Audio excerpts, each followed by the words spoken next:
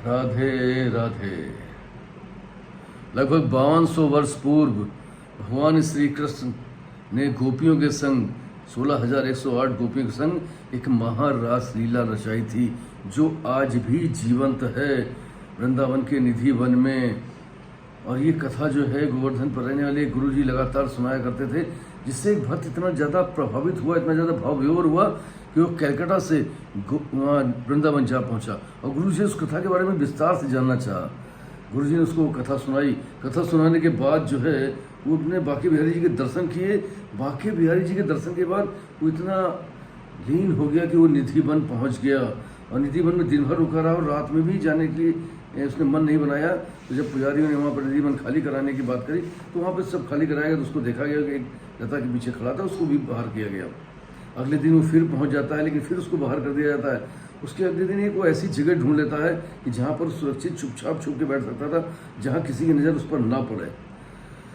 ऐसी जगह बैठने के बाद वो वहाँ पर रुक जाता है और सुबह जब सेविकाएँ जाती हैं वहाँ पर साफ सफाई के लिए, तो देखती कि एक व्यक्ति जो है वो बेसुध हालत में वहाँ पर गिरा हुआ पड़ा है। वो सबको बताती हैं, वहाँ पर लोगों की भीड़ लग जाती है। उस भीड़ लगने के बाद उसको लेकर के लोग बाहर आते हैं, लेकिन वो कुछ बोलना चाह रहा था लेकिन बोल नहीं पा रहा था। 2 से 3 दिन तक बिना खाए पिए ऐसे ही बेसुध सा पड़ा रहता है। उनके गुरु जी की इसकी सूचना दी जाती है। गुरु जी गोवर्धन से आते हैं, उसको अपने साथ आश्रम ले जाते हैं। आश्रम में भी वो इसी तरीके से बेसुध पड़ा रहा और 2 दिन बाद उसने गुरु जी से कागज़ और कलम मांगा लिखने के लिए। इशारे से गुरु जी ने उसको कागज़ और कलम दिया और स्नान के लिए चले गए।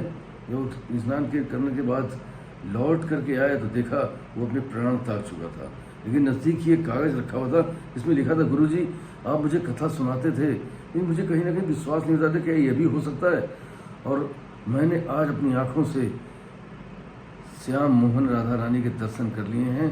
अब मुझे इस जीवन से कोई मोह नहीं है और मुझे जीने की कोई चाह भी नहीं है। इस जीवन का जो भी मुझे परतोष मिला था, जो भी जीवन में मुझे प्राप्त करना था, वो प्राप्त हो चुका है। अब मुझे यहाँ से अपने प्राण त्यागने होंगे, मुझे अब नहीं रहना। और इतना पत्र में लिखा था। वो पत्र जो है वहाँ के संग्रहालय में आज भी सुरक्षित है। कल वो बंगाली भाषा में लिखा हुआ है।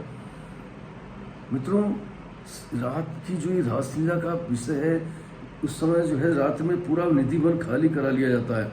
यहाँ तक कि जो बंदर आदि पशु पक्षी होते हैं वो भी वहाँ पर नहीं रुकते, एक पक्षी तक नहीं ठहरता। पक्षी तो छोड़ दीजिए, जो जमीन में रहने वाली चींटे हैं ना, वो भी वहाँ पर नहीं रुकते हैं, वो भी जमीन के अंदर चले जाते हैं। इतना जो है अपने आप भाव लोगों में रहता है।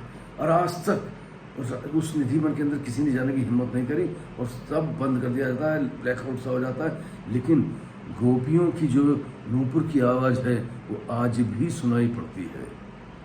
अपने आप में उसकी सार्थकता को अपने आप प्रदर्शित करती है। वो एक अद्भुत, एक अलौकिक, एक दिव्य वातावरण वहाँ आज भी रहता है और साधारण मानव उसे अपने नेत्र से देख पाए ये मुमकिन ही नहीं है। दोस्तों, उन वातावरण को देख करके इन की जो आवाज़ आती हैं, जो पेड़ वृक्ष हैं एक दूसरे से जुड़े हुए हैं, उनकी लताएं उस रात में गोपिकाओं में परिवर्तित होकर नृत्य करती हैं।